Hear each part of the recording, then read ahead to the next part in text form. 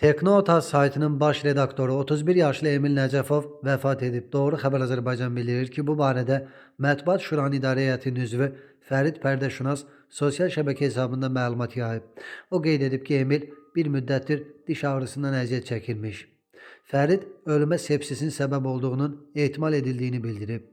Dişi ağrıyırdı, çirkələnmişdi, gecikdirdi. Sonra antibiotikə başladı. Ehtimal olunan ölüm səbəbi sepsistir deyə Fərid qeyd edib.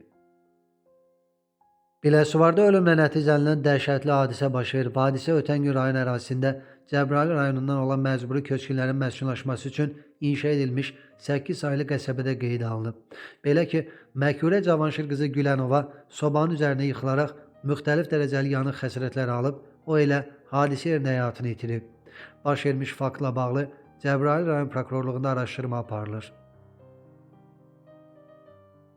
Bakının Səbail rayonunda da ölümlə nəticələnən bədbəxt hadisə baş verib. Oktyabrın 30-u saat 15 radələrində 1944-cü il təvəllüdlü Həqiqət Vəliyeva yaşadığı Mürsəlov küçəsindəki evin hamam otağında yıxılıb.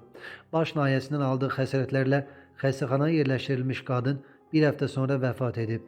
Baş vermiş faktla bağlı Səbail rayon prokurorluğunda araşdırma aparılır.